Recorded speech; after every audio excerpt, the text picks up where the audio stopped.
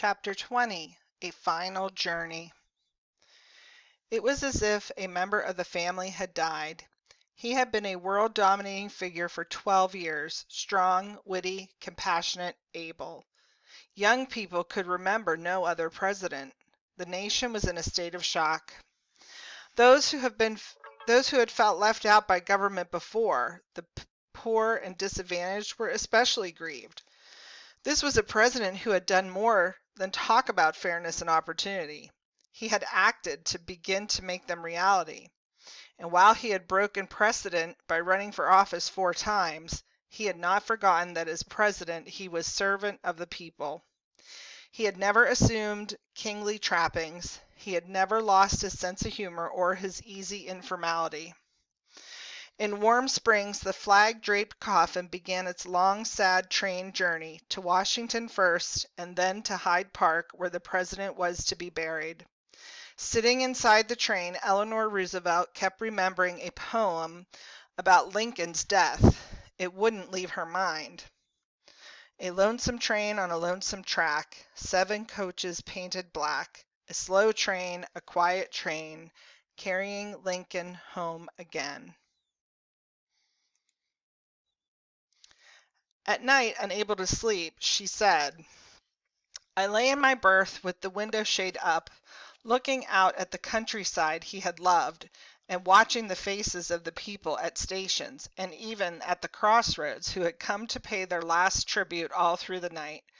I was truly surprised by the people along the way, not only at the stops, but at every crossing." In the train's press car, reporters looking out the window saw black sharecroppers on their knees, hands outstretched in prayer. As the train slowed in a South Carolina city, members of a Boy Scout troop began singing, "Onward, Christian Soldiers." Then others joined in, and soon, according to one who was there, 8,000 or 10,000 voices were singing like an organ. Everywhere people cried. The sobs continued as the coffin was carried by horse-drawn caisson through Washington to the White House. Then, during the memorial service, the whole grieving nation came to a halt and paid its respects. Airplanes sat on runways. Radios were silent. Telephone service was cut off. There was not even a dial tone. News service teletypes typed the word "silence" and went dead. Movie theaters closed. Cars and buses pulled to the curb. 505 New York subway trains stopped. Stores shut their doors, and everywhere, in other countries too, people put hands on hearts or fell to their knees or just stayed quiet. That day, newspapers carried no advertisements. Clearly, he had been a great president, but how great? What would history say of him?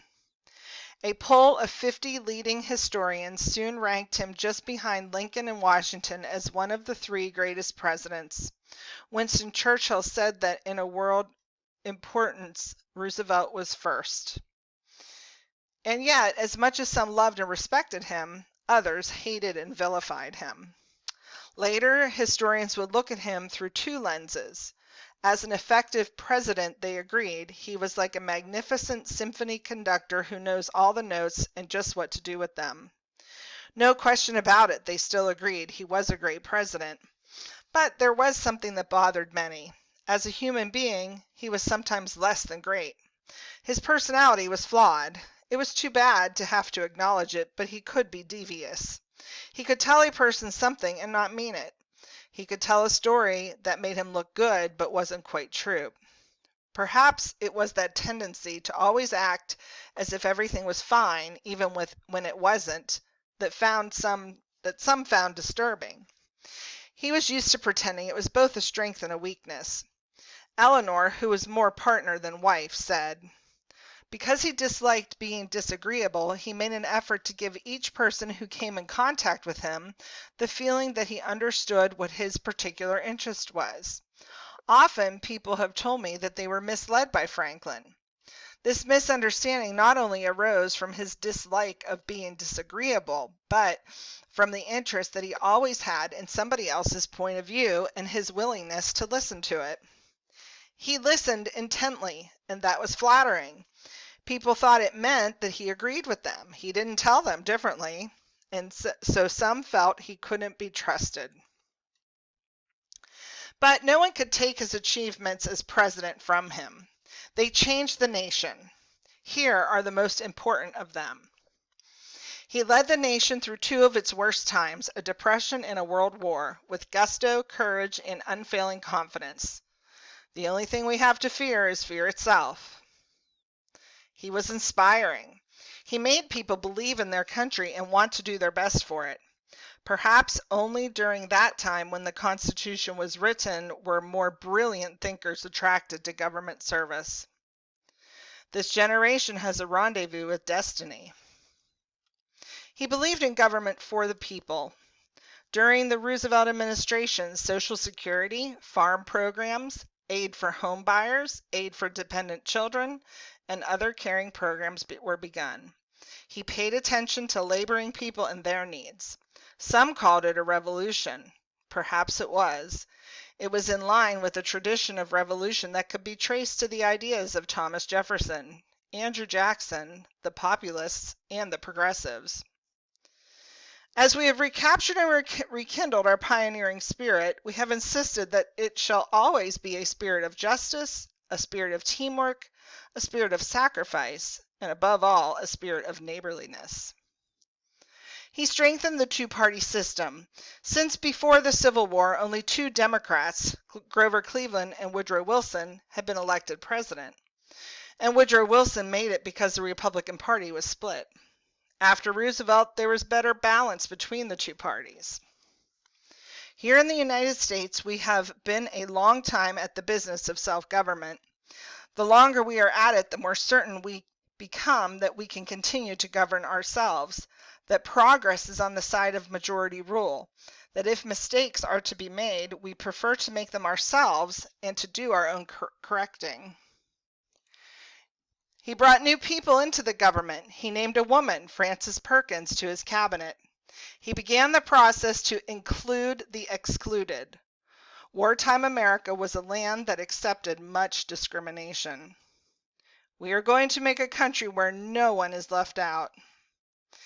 He cared about the environment. He sent young people from the inner cities out to plant trees, and he worked to protect our nation's natural heritage.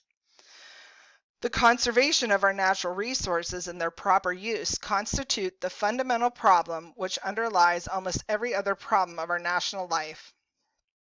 The government has been endeavoring to get our people to look ahead and to substitute a planned and orderly development of our resources in place of a haphazard striving for immediate profit. We are prone to think of the resources of this country as inexhaustible. This is not so.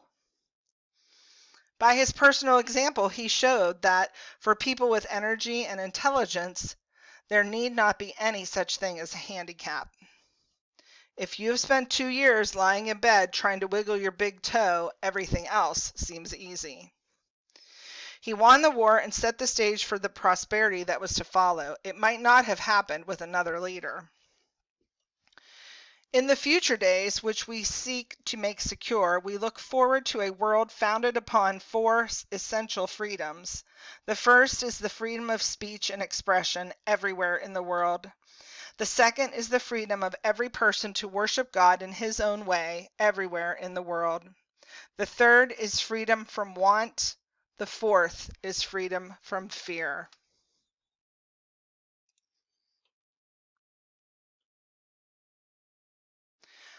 I'm not going to read these green pages, but if you want to look through them on your own, you can open up your book or find the link in your class course materials.